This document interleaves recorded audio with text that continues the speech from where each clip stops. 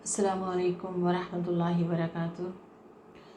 बिस्मिल्लाहि वस्सलातु वस्सलामु अला रसूलिल्लाह। अहसनुल कलामी कलामुल्लाह व अहसनुल हदी हदी मुहम्मद सल्लल्लाहु अलैहि व आलिहि वसल्लम। अम्मा बाद फ़अऊज़ु बिल्लाहि मिनश शैतानिर रजीम। बिस्मिल्लाहिर रहमानिर रहीम। रब्बिश्रह ली सदरी वयस्सिर ली अमरी वहलुल उक़दतम मिन लिसानी यफ़क़हू क़ौली। आज इंशाअल्लाह ताला हम आयत नंबर 165 सूरह आल इमरान से लेकर एंड सूरह आल इमरान आयत 200 तक अल्लाह की किताब से इस्तिफ़ादा करेंगे। अल्लाह सुब्हानहू व तआला इसके लिए हमारे दिलों को खोल दे और इसकी सही समझ और इस पे अमल की हमें तौफीक दे। बिस्मिल्लाहिर्रहमानिर्रहीम। अवलम्मा अस्वाबतकुम मुसीबह, और ये क्या हुआ कि जब तुम्हें मुसीबत लाहक हुई। मुराद है ग़ज़वा उहद, जिसके अंदर मुसलमान ज़ख़म, क़त्ल और शिकस्त की मुसीबतों से दो चार हुए। तो एकदम से उनकी ज़ुबानों से निकला कि हम तो अल्लाह के रसूल के साथ जंग कर रहे थे, तो फिर ऐसा हमारे साथ क्यों हुआ। तो उस पर अल्लाह ताला कह रहे हैं कि क्या हुआ कि जब तुम्हें मुसीबत लाहक हुई जिसकी दुगना तुम अपने दुश्मन को तकलीफ़ पहुंचा चुके थे। कब? बदर में उनके 70 मारे गए थे, 70 कत्ल हुए थे। तो तुम कहने लगे कि ये कहाँ से आ गई। आप कह दीजिए कि ये तुम्हारे अपने किए का नतीजा है, यानी रसूल की नाफरमानी की वजह से ये मुसीबत तुम्हें पहुंची है। बहुत अहम बात हम सब के लिए है कि बाज़ औक़ात दुनिया में पाई जाने वाली मुसीबतें जो हमें लाहक होती हैं, उनके पीछे वजह हमारी अपनी ज़ात होती है, जब हम अल्लाह और उसके रसूल की नाफरमानी का इर्तिकाब कर बैठते हैं। लिहाजा फरमाया, बेशक अल्लाह ताला हर चीज़ पे कादिर है। और जब दोनों फ़ौजें मिल गईं, उस दिन तुम्हें जो भी तकलीफ़ पहुंची वो अल्लाह के हुक्म से पहुंची, और इसलिए ताकि अल्लाह ताला मोमिनों को जान ले और निफाक करने वालों को भी जान ले। यानी ये जो मामला पेश आया ओहद का, ये इसलिए था कि अल्लाह सुब्हानहू व तआला ने इसमें मुसीबत से दो चार किया मुसलमानों को, ताकि अल्लाह सुब्हानहू व तआला छांट लें, मोमिनीन अलग हो जाएं और मुनाफिक अलग हो जाएं।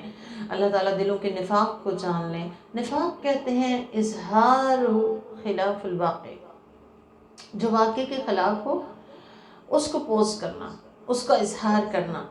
याद रखें कि ये एक बड़ी ही बुरी खसलत है, जिसकी वजह से इंसान जिसके अंदर मुनाफ़िक़त हो वो दुनिया और आखिरत की खुशबख्ती से महरूम रह जाता है। फरमाया गया, उनसे कहा गया कि आओ अल्लाह के राह में क़िताल करो या दिफा करो। तो कहने लगे कि अगर हम लड़ाई को जानते होते तो तुम्हारे पीछे चलते। वो लोग उस दिन ईमान की बनिस्बत कुफ्र के ज़्यादा करीब थे। यानी आप देखें कि यहाँ से हमें ये बात पता चल रही है, वो ये है कि इंसान का ईमान कोई स्टैटिक पोजीशन में नहीं रहता, बल्कि इसके अंदर कमी या ज़्यादती वक्त के साथ साथ होती रहती है। कुछ दिल की हालत बदलने के बायस, कुछ आमाल की बदौलत। फरमाया, उस दिन वो ईमान की बनिस्बत कुफ्र के ज़्यादा करीब थे।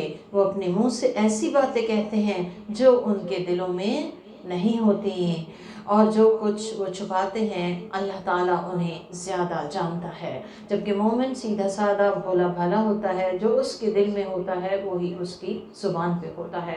अल्लाह ताला हमें ज़ाहिर व बातिन में एक जैसा दिखने और होने की तौफीक अता फरमाए, और अल्लाह ताला हमारे बातिन को बहुत खूबसूरत कर दे ताकि हमारा ज़ाहिर भी अच्छा हो जाए। फरमाया, इन्हीं लोगों ने अपने भाइयों से कहा और बैठ गए कि अगर हमारी बात मानते होते तो कत्ल ना किए जाते। आप कह दीजिए کہ اگر تم سچے ہو تو پھر موت کو اپنے آپ سے ٹال دو۔ بہت سے لوگ اس مصیبت میں مبتلا ہوتے ہیں، کاش وہ وہاں نہ جاتا تو ایسا نہ ہوتا۔ یہاں پہ بتا دیا گیا کہ مسلمان کا یہ طرز عمل نہیں ہوتا، یہ طرز عمل تو منافق کا ہے، کیونکہ مسلمان جانتا ہے قدر اللہ ما شاء کہ وہی ہوا جس کی کہ اللہ نے تقدیر مقرر کر دی تھی، جو اس نے چاہا وہ ہو گیا۔ فرمایا وَلَا تَحْسَبَنَّ الَّذِينَ قُتِلُوا فِي سَبِيلِ اللَّهِ أَمْوَاتًا، جو اللہ کے راستے میں قتل کر دیے جائیں انہیں کبھی مردہ سمجھنا بھی بد، تمہاری سوچ میں بھی یہ بات نہ آئے کہ وہ مردہ ہیں۔ جمہور علماء کے نزدیک شہداء حقیقی معنوں میں زندہ ہیں، اور صحیح حدیث کے مطابق ان کی روحیں سبز چڑیوں کے قالب میں ہوتی ہیں جو جنت کے پھل کھاتی ہیں اور عرش کے ساتھ معلق قندیلوں میں پناہ لیتی ہیں اور جہاں چاہیں جنت میں اڑتی پھرتی ہیں۔ اور اللہ سبحانہ وتعالیٰ نے یعنی ان کو ایک ایسی زندگی عطا کی ہے جو کہ حقیقی زندگی ہے۔ یہاں پہ کہا گیا کہ ان کو کبھی جو اللہ کے راستے میں کام آ جائیں، مار دیے جائیں، انہیں کبھی بھی مردہ نہ سمجھنا، بل احیاء، بلکہ وہ تو زندہ ہیں، عند ربہم یرزقون، اپنے رب کے پاس وہ رزق پا رہے ہیں۔ ابن عباس کی روایت ہے جسے مسند احمد اور مستدرک اور طبرانی نے نقل کیا ہے کہ شہداء کرام جنت کے دروازے پر نہر بارق پر سبز قبا میں ہیں اور ان کا رزق انہیں صبح و شام پہنچتا ہے۔ بات یہ ہے کہ یہ مرتبہ ہر ایک کو نہیں ملتا، یہ مرتبہ اسی کو ملتا ہے جس کے مقدر میں اللہ سبحانہ وتعالیٰ نے یہ مرتبہ لکھا ہوتا ہے، جس کے مقدر میں اللہ سبحانہ وتعالیٰ نے ہمیشہ کی کامیابی لکھی ہوتی ہے، کیونکہ مسلمان کی حقیقی اور دائمی کامیابی یہی ہے کہ وہ اللہ کے دین کی سربلندی کی خاطر شہید کر دیا جائے، کیونکہ دنیا سے جانا تو لازم ہی ہے۔ کیا ہی اچھی وہ موت ہے جو اللہ کے راستے میں آئے۔ یہاں ایک چیز کو میں واضح کرنا چاہوں گی، شہید کے حوالے سے تو بہت سی باتیں ہیں، لیکن شہید کو شہید کہتے کیوں ہیں؟ شہید بمعنی شاہد ہے، یعنی گواہ۔ شہید کو شہید اس لیے کہتے ہیں کہ وہ جنت میں حاضر رہنے والا ہوتا ہے، شہید کے لیے جنت کی گواہی ہے، اور شہداء کی روحیں جنت میں شاہد ہوتی ہیں، حاضر ہوتی ہیں، حاضر رہتی ہیں، جبکہ باقی جتنے بھی لوگ دنیا سے فوت ہوتے ہیں، چاہے وہ کتنے ہی بڑے صالح کیوں نہ ہوں، وہ برزخ میں ہیں۔ شہید کو شہید اس لیے بھی کہتے ہیں کیونکہ وہ جان اپنی خود اللہ کے راستے میں قربان دے کر کے اس بات کی گواہی دیتا ہے کہ وہ اللہ کے وعدوں پہ پورا یقین رکھتا ہے اور اللہ کے ہاں سے ملنے والے انعامات کے لیے وہ یقین ہے۔ شہید کو شہید اس لیے بھی کہتے ہیں کہ فرشتے ان کے لیے جنت کی شہادت دیتے ہیں، گواہی دیتے ہیں، اور رحمت کے فرشتے ان کی روحیں جب قبض کرتے ہیں تو اس وقت ان کے پاس شاہد ہوتے ہیں، حاضر ہوتے ہیں، اور ان کے پاس ایک بڑی شہادت ہے، ایک بڑا شاہد ہے جو ان کی شہادت کی گواہی دیتا ہے، وہ ہے ان کا خون، کیونکہ قیامت کے دن شہید جب اٹھے گا تو اس کی گردن سے خون بہہ رہا ہوگا، اور شہید کے لیے بڑے انعامات ہیں۔ عبادہ بن صامت سے روایت ہے جسے مسند احمد میں روایت کیا گیا ہے کہ شہید کے ہاں اللہ تعالیٰ کے ہاں 7 انعامات ہیں۔ ایک تو یہ کہ خون کا پہلا قطرہ زمین پہ گرنے سے پہلے اس کی بخشش کر دی جاتی ہے اور اسے جنت کا مقام دکھا دیا جاتا ہے، اسے ایمان کی خلط سے آراستہ کیا جاتا ہے، جیسے بادشاہ ہوتے ہیں۔ عذاب قبر سے اس کو بچا لیا جاتا ہے کیونکہ وہ تو ڈائریکٹ جنت میں چلا جاتا ہے، اور قیامت کے دن بڑی گھبراہٹ سے وہ امن میں ہوگا۔ اس کے سر پہ وقار کا تاج رکھا جاتا ہے جس کا ایک یاقوت دنیا و ما فیہا سے زیادہ قیمتی اور بہتر ہے، اور بہت بہترین حور عین سے اس کی شادی کر دی جاتی ہے۔ اور 7واں انعام یہ ہے کہ اس کے اپنے اقارب میں سے 70 آدمیوں کے بارے میں اس کی شفاعت قبول کی جائے گی، اس کی سفارش مانی جائے گی۔ اور ایسے میں اگر میں سید الشہداء کا ذکر نہ کروں تو بڑا غیر مناسب ہوگا۔ سید الشہداء امام حسین رضی اللہ تعالیٰ عنہ ہیں۔ آپ کی ذات گرامی جرت، شجاعت، حق و صداقت کا وہ مینار ہے کہ جس سے دین کے متوالے ہمیشہ حق کی راہ پر حق و صداقت کا پرچم بلند کرتے رہیں گے۔ اللہ سبحانہ و تعالیٰ سے دعا ہے کہ اللہ تعالیٰ تمام شہداء اسلام کے درجات کو بلند فرمائے اور ہمیں ان کے نقش قدم پہ چلنے کی توفیق عطا فرمائے۔ یہاں پہ فرمایا کہ رب کے پاس نہ صرف وہ رزق پا رہے ہیں بلکہ کس حالت میں ہیں؟ فرحین بما آتاہم اللہ من فضلہ، وہ اللہ نے جو اپنے فضل سے ان کو عطا کیا ہے اس سے خوش ہیں، وہ خوش ہیں وہاں پہ۔ وَيَسْتَبْشِرُونَ بِالَّذِينَ لَمْ يَلْحَقُوا بِهِم مِّنْ خَلْفِهِمْ أَلَّا خَوْفٌ عَلَيْهِمْ وَلَا هُمْ يَحْزَنُونَ، اور وہ لوگ جو ان کے پیچھے چل رہے ہیں، ان کو فالو کر رہے ہیں، ان کے بارے میں وہ خوش ہیں جو ابھی انہیں جا کے نہیں ملے۔ کس بات پہ خوش ہیں؟ کہ وہ جو ان کے راستے پہ چلے ہیں انہیں بھی اسی طرح جیسے آج ان کو کوئی خوف اور غم لاحق نہیں، ان کے پیچھے چلنے والے آنے والے آئندہ کے شہداء کو بھی کوئی خوف اور کوئی غم لاحق نہ ہوگا۔ وہ اللہ کی نعمت اور اللہ کے فضل پہ خوش ہیں، اور بے شک اللہ تعالیٰ مومنوں کا اجر ضائع نہیں فرماتا۔ شرط نیت کی ہے، جس کی نیت اللہ کی خاطر جان دینے کی ہو اللہ سبحانہ وتعالیٰ اس کا اجر ضائع نہیں کرتے۔ یاد رکھیں یہ نعمت، یہ فضل شہید کے لیے کیوں ہے؟ کیونکہ وہ اپنی سب سے قیمتی متاع اپنی جان آفرین پہ وار دیتا ہے۔ تو یہ جو درجات ہیں ان کے لیے محنت کرنی پڑتی ہے، قربانی کرنی پڑتی ہے، تب انسان درجوں کو پا سکتا ہے۔ فرمایا جن لوگوں نے کاری زخم لگنے کے بعد بھی اللہ اور اس کے رسول کی بات مانی، ان میں سے جن لوگوں نے اچھے کام کیے اور تقوی کا راستہ اختیار کیا ان کے لیے اجر عظیم ہے۔ جن لوگوں نے کہا کہ کفار تم سے جنگ کے لیے جمع ہو گئے ہیں، تم ان سے ڈر کر رہو، تو اس خبر نے ان کا ایمان اور بڑھا دیا، اور انہوں نے کہا ہمارے لیے اللہ کافی ہے اور وہ اچھا کارساز ہے۔ آج کا ہمارا جملہ یہی ہے، حسبنا اللہ و نعم الوکیل۔ یاد رکھیں حسبنا اللہ و نعم الوکیل بہت عظیم، بہت طاقتور، بڑا پرتاثیر جملہ ہے کہ جس میں اس بات کا اظہار ہے کہ میں خوف زدہ نہیں کیونکہ میرے ساتھ اللہ ہے، میں ڈپریس نہیں کیونکہ میرے ساتھ اللہ ہے، میرا اللہ مجھے کافی ہے اور وہ سب سے بہترین مولا، سب سے بہترین مددگار ہے۔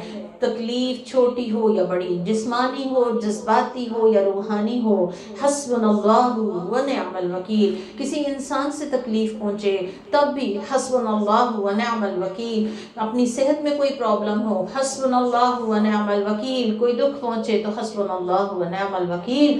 کہ ابراہیم علیہ السلام کو جب آگ میں ڈالا گیا تو انہوں نے یہی کلمہ پڑھا، اور میرے نبی نے فرمایا حسبنا اللہ و نعم الوکیل ہر خائف کے لیے امان ہے۔ جب خوف ہو، جب پریشانی ہو تو یہ کلمہ بڑا کارگر ہے اور انسان کے دل کو قوت سے بھر دیتا ہے اور اس کے اندر ایک ایسی پاور دے دیتا ہے کہ جو اسے ہر خوف سے امن میں لے آتی ہے۔ نبی کریم صلی اللہ علیہ وسلم کو جب غم ہوتا تب بھی آپ یہ جملہ پڑھتے، تو ہمیں کیا بات سمجھ آئی کہ یہ جملہ ہر اس موقع پہ ہے جب ہم بے بسی محسوس کرتے ہیں، جب ہم تکلیف محسوس کرتے ہیں، اس کے آگے گڑ گڑانے والے کے لیے وہ کافی ہو جاتا ہے۔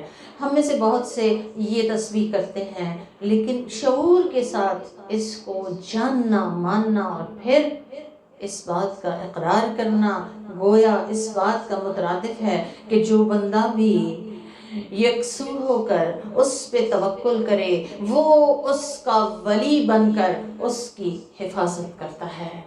تو یہ دہشت زدہ کو ایمان بخشنے والا، امن بخشنے والا جملہ ہے۔ طالب پناہ کو پناہ دیتا ہے، ایک ایسی بہترین پناہ کہ اس سے بہتر پناہ کسی اور کی ہو ہی نہیں سکتی، اس سے بڑا مددگار کوئی ہے ہی نہیں، اس سے بہترین ولی کوئی ہے ہی نہیں۔ تو جب بھی ہم کبھی خود یا ہمارے بچے کسی چیز سے خوف زدہ ہوں، امتحان ہے، کسی چیز سے خوف زدہ ہیں، تو بہترین جملہ ہے، غم میں ہے، تکلیف میں ہے، تو بہترین جملہ ہے حسبنا اللہ ونعم الوکیل۔ بس وہ اللہ کی نعمت اور فضل لے کر لوٹے، انہیں کوئی تکلیف نہ پہنچی۔ کیوں؟ کیونکہ ان کا بلیف تھا حسبنا اللہ ونعم الوکیل، اور انہوں نے رضائے الہی کی اتباع کی، اور اللہ عظیم فضل والا ہے۔ بے شک وہ شیطان ہے جو اپنے دوستوں کو ڈراتا ہے، بس تم لوگ اس سے نہ ڈرو، اور اگر مومن ہو تو مجھی سے ڈرو۔ تو مومن صرف اللہ سے ڈرتا ہے، اور جو لوگ کفر میں سبقت کر رہے ہیں وہ آپ کو غمگین نہ کر دیں، بے شک وہ لوگ اللہ کو کوئی نقصان نہیں پہنچا سکتے۔ اللہ تعالیٰ تو چاہتا ہے کہ آخرت میں انہیں کوئی حصہ نہ دے، ان کے لیے بڑا عذاب ہوگا۔ بے شک جن لوگوں نے ایمان کے بدلے کفر کو خرید لیا، وہ اللہ کو ہرگز بھی کچھ نقصان نہ پہنچا سکیں گے، اور ان کے لیے دردناک عذاب ہوگا۔ اور کفر کرنے والے یہ نہ سمجھیں کہ ہم جو انہیں ڈھیل دے رہے ہیں ان کے لیے بہتر ہے، ہم تو انہیں اس لیے ڈھیل دے رہے ہیں تاکہ ان کے گناہ اور بڑھ جائیں، اور ان کے لیے رسوا کن عذاب ہوگا۔ تو جب بھی کبھی کوئی غلطی، کوئی جان بوجھ کے انسان کا گناہ کو دل چاہے اور فوری اس کو پکڑ نہیں محسوس ہوتی، تو اسے زیادہ ڈرنے کی ضرورت ہے کہ اللہ تعالیٰ کی ڈھیل تو لمبی ہوتی ہے لیکن اس کے بعد پکڑ بہت شدید ہوتی ہے۔ اللہ تعالیٰ ہمیں اپنی پکڑ سے ہمیشہ محفوظ و مامون رکھے۔ فرمایا اللہ تعالیٰ مومنوں کو اس حال پہ نہیں چھوڑنا چاہتا جس پہ تم لوگ ہو۔ غزوہ احد کی حکمت بتا دی گئی کہ اللہ مومنوں کو اس حال پہ نہیں چھوڑنا چاہتا جس پہ تم لوگ ہو، یہاں تک کہ ناپاک کو پاک سے چھانٹ کے الگ کر دے، اور نہ ہی اللہ تمہیں غیب کی باتیں بتانا چاہتا ہے، لیکن اللہ اپنے رسولوں میں سے جس کو چاہتا ہے چن لیتا ہے۔ پس تم اللہ اور اس کے رسول پہ ایمان لے آؤ۔ اگر تم ایمان لاؤ گے اور تقوی کی روش اختیار کرو گے تو تمہیں بڑا اجر ملے گا۔ یہ بڑا اجر کس کے لیے ہے؟ جو ایمان لانے کے بعد اللہ سے ڈرتا ہے، اور جو لوگ اس کے فضل میں بخل کرتے ہیں، جو اللہ نے انہیں دیا ہے وہ اسے اپنے حق میں بہتر نہ سمجھے۔ بخل کرتے ہیں ہر اس چیز کو روک لینا جس کا دینا مالک کے نزدیک لازم ہو۔ مثلا دوسروں کا حق دینا، جیسے والدین کی، اساتذہ کی عزت ہے، جیسے بچوں کا حق اچھی تربیت ہے، اور اسی طرح جیسے زکوٰۃ ہے، بلکہ وہ تو ان کے لیے بری چیز ہے۔ کیا؟ وہ جو مال انہوں نے بچا لیا، وہ جو انہوں نے دوسرے کو ریسپیکٹ نہیں دی، فرمایا جس مال میں وہ بخالت کر رہے ہیں قیامت کے دن وہ ان کی گردن میں توق بنا کے پہنا دیا جائے گا، اور آسمانوں اور زمین کی میراث اللہ ہی کے لیے ہے، اور اللہ تمہارے کیے کی اچھی طرح خبر رکھتا ہے۔ اللہ تعالیٰ نے ان لوگوں کی بات یقیناً سن لی جنہوں نے کہا کہ بے شک اللہ فقیر ہے اور ہم غنی ہیں۔ یہود نے کہا تھا کہ اللہ تعالیٰ جب صدقہ دینے کا کہا گیا کہ ہم غنی ہیں، اللہ فقیر ہے، اللہ خود ہی دے دینا ان کو، ہم سے کیوں کہتا ہے کہ ہم انہیں دیں؟ فرمایا ہم ان کی باتیں لکھ رہے ہیں، اور ان کا انبیاء کو ناحق قتل کرنا بھی لکھ رہے ہیں، اور ہم ان سے کہیں گے کہ آگ کا عذاب چکھو۔ یہ ان اعمال کا نتیجہ ہے جو تم نے اپنے ہاتھوں سے بھیجا تھا، اور اللہ اپنے بندوں کے حق میں ظالم نہیں۔ یہی وہ لوگ ہیں جنہوں نے کہا کہ اللہ نے ہم سے یہ عہد لے رکھا ہے کہ ہم کسی رسول پر ایمان نہ لائیں جب تک کوئی قربانی نہ وہ لے کر آئے کہ جسے آگ جلا دے۔ آپ کہیے کہ مجھ سے پہلے تمہارے پاس انبیاء آئے جو بہت سی نشانیاں لے کر آئے، اور وہ نشانی بھی لے کر آئے جس کا تم مطالبہ کر رہے ہو، تو تم نے انہیں قتل کیوں کر دیا اگر تم اپنی بات میں سچے ہو؟ بس اگر یہ لوگ آپ کو جھٹلا رہے ہیں تو آپ سے پہلے بھی انبیاء جھٹلائے گئے تھے جو معجزات اور صحیفے اور روشن کتاب لے کے آئے تھے۔ کل نفس ذائقۃ الموت وانما توفون اجورکم یوم القیامہ۔ فرمایا ہر نفس کو موت کا مزہ چکھنا ہے، ہر شخص کو فوت ہونا ہے، جو دنیا میں آیا اسے جانا ہی جانا ہے، اور موت کی یاد ایسی چیز ہے جو انسان کو سیدھا کر دیتی ہے۔ فرمایا اور قیامت کے دن تمہیں تمہارے اعمال کا پورا پورا اجر دیا جائے گا۔ تو بڑی تسلی ہے اس آیت میں کہ یہ دنیا دار الجزا نہیں، یہ دار العمل ہے، یہ عمل کی جگہ ہے، یہاں سے ہر آدمی کو گزر جانا ہے۔ یہ وہ جگہ ہے کہ بہت سے مجرم، بہت سے ظالم دندناتے پھرتے ہیں اور انہیں کوئی پریشانی لاحق نہیں ہوتی، اور بہت سے نیک اور صالح لوگ اپنی پوری زندگی اللہ کی مرضی کے کاموں میں گزار دیتے ہیں اور انہیں کوئی راحت جان نصیب نہیں ہوتی۔ جزا اور سزا کی جگہ تو قیامت ہے، اس دن فیصلہ ہوگا میدان حشر میں۔ یہاں تو حال یہ ہے کہ کتاب الزہد ترمذی میں مصعب بن سعد نے اپنے والد سعد سے روایت کی کہ میں نے کہا یا رسول اللہ صلی اللہ علیہ وسلم، سب سے زیادہ آزمائش کس کی ہوتی ہے؟ فرمایا انبیاء کی، اور ان کے بعد بتدریج سب سے اچھے مسلمانوں کی۔ آپ نے فرمایا آدمی کی آزمائش اس کے دین اور ایمان کی بدولت ہوتی ہے۔ دین میں جو جتنا سخت ہوتا ہے اس کی آزمائش اتنی سخت ہوتی ہے، اور جو دین میں ڈھیلا ہوتا ہے اس کی آزمائش اسی حساب سے ڈھیلی ہوتی ہے۔ بندے کی آزمائش ہوتی رہتی ہے یہاں تک کہ اس کے سارے گناہ مٹا دیے جاتے ہیں۔ تو فرمایا کہ یہ دنیا دار الجزا نہیں، دار الجزا وہاں ہے۔ فَمَنْ زُحْزِحَ عَنِ النَّارِ، اور اس دن جو کوئی آگ سے بچا لیا گیا، وَأُدْخِلَ الْجَنَّةَ، اور جنت میں داخل کر دیا گیا، فَقَدْ فَازَ، تو اصل کامیاب وہی ہے۔ دنیا کی حقیقت کیا ہے؟ وَمَا الْحَيَاةُ الدُّنْيَا إِلَّا مَتَاعُ الْغُرُورِ، یہ دنیا تو دھوکے کا سامان ہے، چند دن کی چیز ہے، پھر یہاں سے چلے جانا ہے۔ فرمایا تمہیں یقیناً تمہارے مالوں اور جانوں سے آزمایا جائے گا۔ جنت کے طلبگار کی آزمائش لازم ہے، اس کا امتحان تو ہوگا، اور تم یقیناً ان لوگوں کی جانب سے جنہیں تم سے پہلے کتاب دی گئی تھی اور مشرکین کی جانب سے بہت زیادہ تکلیف دہ باتیں سنو گے۔ ایسے میں اگر تم صبر کرو اور تقوی کی روش اختیار کرو تو بے شک یہ بڑی ہمت کے کاموں میں سے ہے۔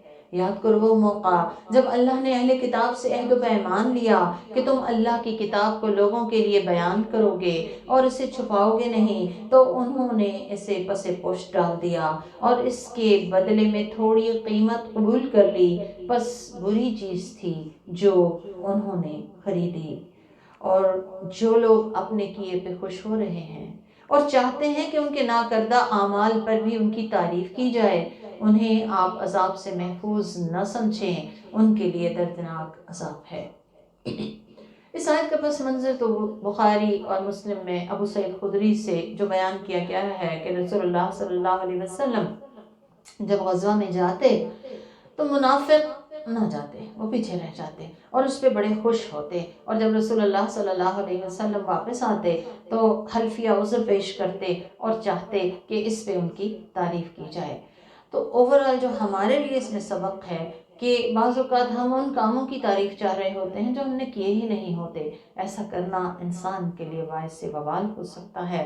ایسی طرح کے معاملات سے انسان کو بچنا چاہیے، اور آسمان و زمین کی بادشاہت صرف اللہ تعالیٰ کے لیے ہے، اور اللہ تعالیٰ ہر چیز پہ قادر ہے۔ اس کے بعد سورہ آل عمران کا آخری رکوع ہے، جس کی فضیلت بخاری اور مسلم میں ابن عباس سے اس طرح روایت کی گئی ہے کہ کہتے ہیں کہ میں ایک رات اپنی خالہ میمونہ کے پاس سویا۔ جب آخری ایک تہائی رات رہ گئی تو رسول اللہ صلی اللہ علیہ وآلہ وسلم اٹھ کے بیٹھ گئے۔ آپ نے آسمان کی طرف دیکھا اور یہ آیات پڑھی۔ کون سی؟ سورہ آل عمران کا آخری رکوع، پھر اٹھ کر وضو کیا اور پھر آپ نے 11 رکعت پڑھی۔ آپ صلی اللہ علیہ وآلہ وسلم نے ایک اور روایت میں یہ بھی فرمایا، ہلاکت ہے اس شخص کے لیے جو یہ آیات پڑھے اور پھر ان پہ غور و فکر نہ کرے۔ تو ہم یہ آیات جب بھی پڑھیں ہمیں یہ بات پلے سے باندھ لینی چاہیے کہ ہمیں ان پہ غور و فکر بھی کرنا ہے۔ اللہ تعالیٰ ہمیں اس کی توفیق دے۔ فرمایا ان فی خلق السماوات والارض واختلاف اللیل والنہار لآیات لأولی الالباب، بے شک آسمان اور زمین کی تخلیق اور لیل و نہار کی گردش میں ان عقل والوں کے لیے بڑی نشانیاں ہیں۔ کون ہیں یہ عقل والے؟ جو سب سے پہلے تو اس کی تخلیقات پہ غور کرتے ہیں۔ آپ دیکھیں ہر چیز اللہ کی تخلیق ہے، اور تخلیق کو دیکھ کے اگر خالق یاد آ جائے تو کیا ہی بات ہے، پھر ہر تخلیق کو دیکھ کے خالق یاد آئے گا تو ہر دم خالق کی یاد تازہ رہے گی۔ سفیان بن عیانہ کہتے ہیں کہ غور و فکر وہ نور ہے جو تیرے دل میں داخل ہوتا ہے، اور عمر بن عبدالعزیز غور و فکر کرنے کو عمدہ عبادت قرار دیتے ہیں کہ یہ وہ عبادت ہے جو سب سے عمدہ ہے۔ کون ہیں یہ عقل والے؟ جو کھڑے بیٹھے اپنے پہلو کے بل اللہ کا ذکر کرتے ہیں۔ کھڑے مثلا گھر کے کام کر رہے ہیں، جھاڑو دے رہے ہیں، پوچھا لگا رہے ہیں، برتن دھو رہے ہیں، اور بیٹھے کہیں انتظار میں بیٹھے ہیں، ایسے میں اللہ کا ذکر کر رہے ہیں، اور پہلو کے بل لیٹے ہوئے یعنی سونے سے پہلے یا نیند نہیں آ رہی اس حالت میں بھی اللہ کا ذکر کرتے ہیں، اور آسمان و زمین کی تخلیقات پہ غور و فکر کرتے ہیں، اور کہتے ہیں ربنا ما خلقت هذا باطلا۔ جب وہ غور و فکر کرتے ہیں تو اس نتیجے پہ پہنچتے ہیں کہ یا رب تو نے کوئی بھی بیکار چیز نہیں بنائی، تو ہر عیب سے پاک ہے، بس تو ہمیں آگ کے عذاب سے بچا لے۔ اے رب تو جس کو جہنم میں داخل کر دے گا اس کو ذلیل و رسوا کر دے گا، اور ظالموں کا کوئی مددگار نہ ہوگا۔ اے ہمارے رب ہم نے ایک منادی کو سنا جو ایمان لانے کے لیے پکار رہا تھا اور کہہ رہا تھا کہ اے لوگو تم اپنے رب پہ ایمان لے آؤ، تو ہم ایمان لے آئے۔ اے ہمارے رب تو ہمارے گناہوں کو معاف کر دے، ہماری خطاؤں سے درگزر فرما، اور دنیا سے ہمیں نیک لوگوں کے ساتھ صالحین کے ساتھ اٹھا۔ اے ہمارے رب تو نے اپنے رسولوں کے زبانی جو ہم سے وعدہ کیا تھا وہ ہمیں دے، اور قیامت کے دن ہمیں رسوا نہ کیجیے گا، بے شک آپ وعدہ خلافی نہیں کرتے۔ بس ان کے رب نے ان کی دعا قبول کر لی، اور کہا کہ میں تم میں سے کسی کا نیک عمل ضائع نہیں کرتا، چاہے وہ مرد ہو یا عورت، کوئی تخصیص نہیں، تم سب آپس میں برابر ہو۔ بس جن لوگوں نے ہجرت کی اور اپنے گھروں سے نکالے گئے اور میری راہ میں انہیں تکلیف دی گئی اور جہاد کیا اور قتل کیے، میں ان کے گناہ ضرور معاف کر دوں گا۔ تو گناہوں کی معافی کے لیے قربانی لازم ہے، چاہے وہ ہجرت کی صورت ہے، چاہے وہ قتال کی صورت ہے، چاہے وہ جہاد کی صورت ہے۔ فرمایا انہیں ایسی جنتوں میں داخل کروں گا جس کے نیچے نہریں بہہ رہی ہوں گی، اللہ کی جانب سے ان کو یہ اجر ملے گا، اور اللہ کے پاس بہت اچھا بدلہ ہے۔ اہل کفر کا شہروں میں چلنا پھرنا آپ کو دھوکے میں نہ ڈالے، یہ تو تھوڑا سا فائدہ ہے، پھر ان کا ٹھکانہ جہنم ہے، اور وہ بہت ہی بری جگہ ہے۔ لیکن جو لوگ اپنے رب کا تقوی اختیار کریں ان کو ایسی جنتیں ملیں گی جن کے نیچے نہریں جاری ہوں گی، اس میں وہ ہمیشہ رہیں گے، یہ اللہ کی طرف سے ان کی ضیافت اور تکریم ہوگی، اور جو کچھ اللہ کے پاس ہے وہ نیک لوگوں کے لیے بہت بہتر ہے۔ تو بات یہ ہے کہ نیک لوگوں کی جزا کی جگہ، نیک لوگوں کی اجر کا مقام آخرت ہے، اور بے شک اہل کتاب میں سے بعض ایسے بھی ہیں جو اللہ پر اور ان کتابوں پر جو تمہارے لیے اتاری گئی ہیں ایمان رکھتے ہیں، ان کا حال یہ ہے کہ وہ اللہ سے ڈرتے ہیں اور اللہ کی آیتوں کے بدلے تھوڑی قیمت قبول نہیں کرتے، ان لوگوں کا اجر بھی ان کے رب کے پاس ثابت ہے، بے شک اللہ جلد حساب لینے والا ہے۔ ان اللہ سریع الحساب، اللہ تعالیٰ جلد حساب لینے والا ہے۔ اللہم حاسبنا حسابا یسیرا۔